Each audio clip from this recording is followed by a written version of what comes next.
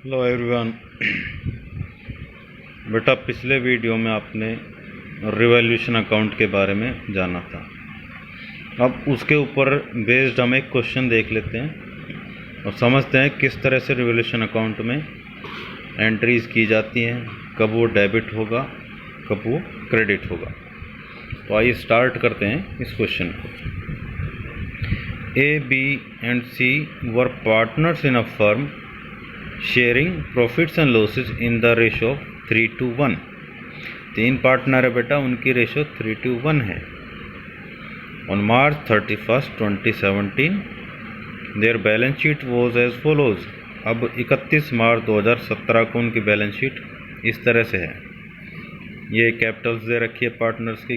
Liability side reserve fund है, general reserve है, या सिंपली रिजर्व है, या कंटिजेंसी रिजर्व, ये वही है। ठीक है, तो इसका क्या करना है आपको पता है। क्रेडिटर्स है, एम्प्लॉयज़ प्रोविडेंट फंड है।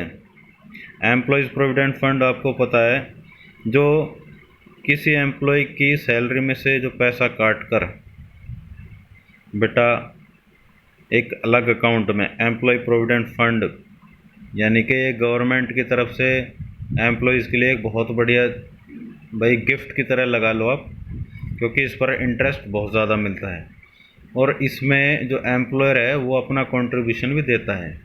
जैसे आपका जितना अमाउंट कट रहा है, मान लो आपके 2000 रुपये कट रहे हैं, तो एम्प्लॉयर क्या करता है, अपना डबल देता है 4000, और इंटरेस्ट रेट करीब 8 से 9% के बीच में रहता है।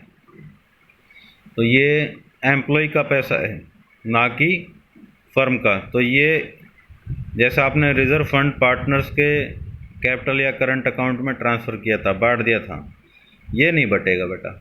ये पार्टनर्स का पैसा नहीं है, ये है एम्प्लॉयज़ का पैसा।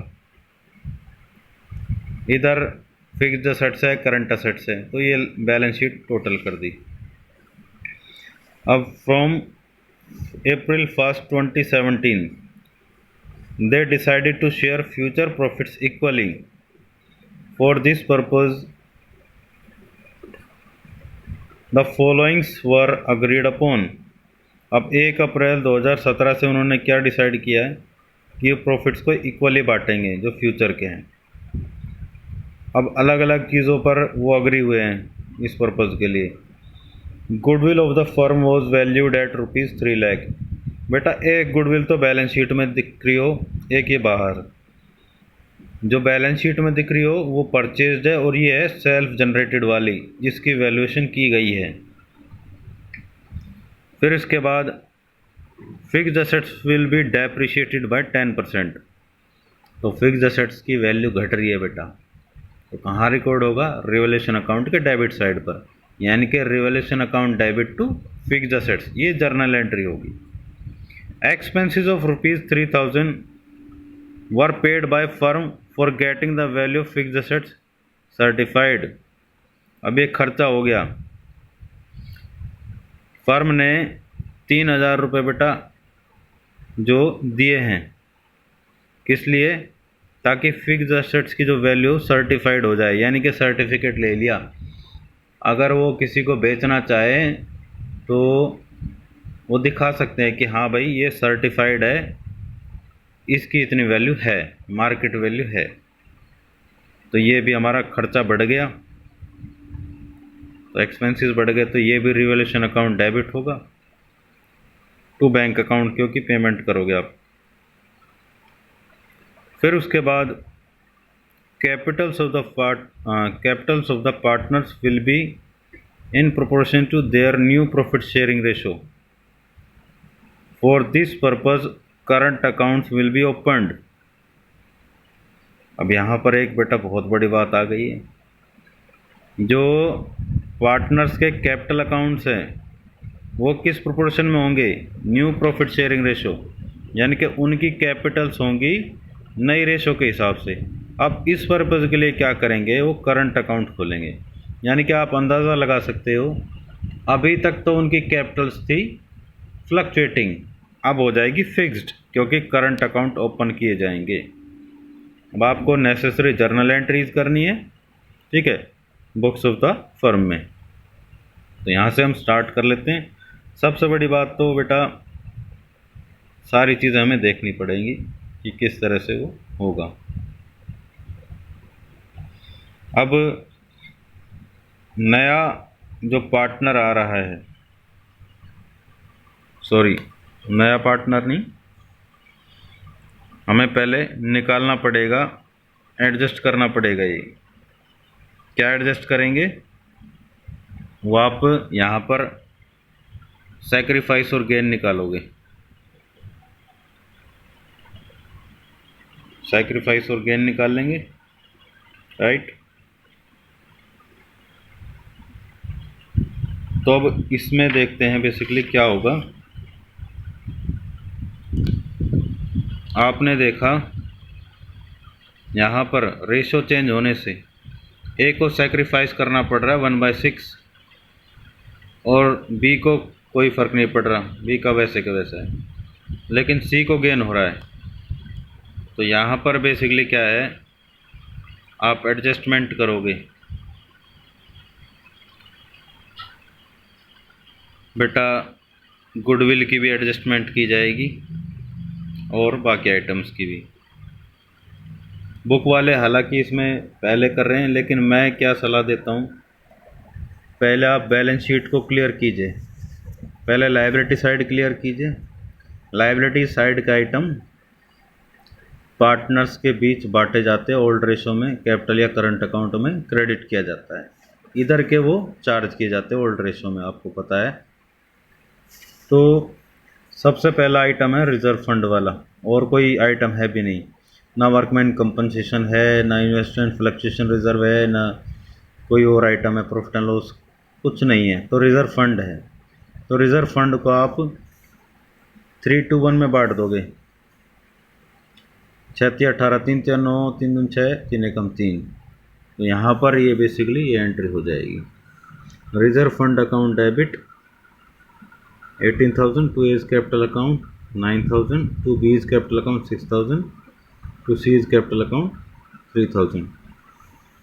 इसके बाद आप इधर जाओगे, एसेट साइड कुछ नहीं है, क्लियर। अब इनकी जो एंट्री दिखा रहा हूँ मैं, गुडविल की जो इन्होंने एडजस्टमेंट की है 3 लाख की वैल्यूड है। तो सैक्रिफाइस और गेन, क्योंकि सी ने गेन किया था और ए ने सैक्रिफाइस, तो सी से इतना अमाउंट 1/6 इंटू 3 लाख यानी कि 50,000 सी के अकाउंट से चार्ज करके और ए के अकाउंट में क्रेडिट कर दिया जाएगा। ये एंट्री आप बाद में करेंगे, पहले बैलेंस शीट क्लियर करेंगे। मेरा तरीका समझ लीजिए, पहले लायबिलिटी साइड क्लियर कीजिए, फिर एसेट साइड क्लियर कीजिए, फिर बाहर जाइए, नहीं तो फिर आगे पीछे हो जाएगा। तरीके से चलोगे तो दिक्कत नहीं होगी। फिर इसके बाद क्योंकि फिक्स्ड एसेट्स की वैल्यू घट गई थी, कितनी थी ये 1,50,000, 10% डेप्रिसिएशन लगाओगे तो revaluation account debit to fixed assets account 15,000 value घट गई तो डेबिट साइड पर रिकॉर्ड होगा। फिर 3,000 रुपये जो आप सर्टिफाइड के लिए दिया था, तो वो भी revaluation account debit to bank account 3,000। अब इसके बाद बेटा आपने देखा डेबिट साइड के आइटम है, रिवैल्यूएशन डेबिट ही हो रहा है, क्रेडिट कहीं नहीं हो रहा है। तो 15 और 3 यानी कि रिवैल्यूएशन अकाउंट के डेबिट पे 18,000 टोटल हो गया, ठीक है। तो ये 18,000 टोटल हो गया, तो 18,000 हो गए लॉस। तो लॉस भी 3-1 में बटेगा, तो इन सब चार्ज किया जाएगा। A is capital account debit, B is capital account debit, C is capital account debit. A से चार्ज किया जाएगा 9,000, बी से 6,000 और सी से 3,000 टू रिवैल्यूएशन अकाउंट। इस तरह से होगा। फिर इसके बाद बेटा ये एंट्री आप बाद में देखेंगे, पहले इसके लिए हम क्या करेंगे, अब वो आप चीज़ देखोगे।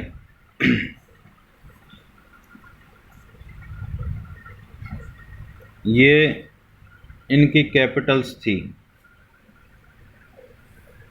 ये यहाँ पे दे रखी है 50, 40, 30, 50, 40, 30, ये ABC की रख दी। अभी इस चीज़ को भूल जाओ, ठीक है। अब यहाँ पर पहली जो जर्नल एंट्री में C से 50,000 लेकर और A को दिया गया है, तो सी के में से घटेगा और ए के में जुड़ेगा। ए के अकाउंट में 50,000 जोड़ दिया, सी के में से घटा दिया। फिर ये रिजर्व फंड वाला 963 ये प्लस होना था तीनों के में।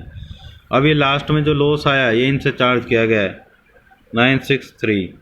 तो इस तरह से इनकी एडजस्टेड कैपिटल्स आ गई 1,40,000 और माइनस का 20,000।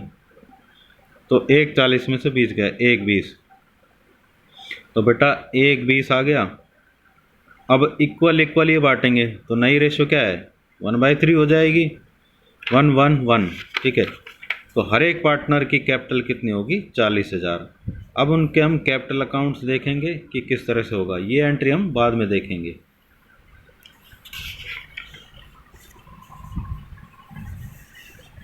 तो यहाँ पर बेसिकली क्या करेंगे आप बेटा एग्जिस्टिंग कैपिटल ए की 1 लाख है, बी की 40,000 और सी की -20,000। नहीं, ये तो एग्जिस्टिंग कैपिटल है जो अभी मौजूद है। रिक्वायर्ड कितनी है, सभी से हमें 40,000 चाहिए ना, 40,40,40। तो बेटा इसका 1 लाख ऑलरेडी लगा हुआ है, नई कैपिटल होनी चाहिए इसकी 40,000। तो 60,000 ज़्यादा है ना, तो ये 60,000 उसका क्रेडिट बैलेंस बच गया, तो ये करंट अकाउंट में ट्रांसफ़र किया जाएगा। अब इसके लिए जर्नल एंट्री क्या हो जाएगी, बेसिकली इसके लिए जर्नल एंट्री होगी A's capital account debit 60,000 to A's current account 60,000।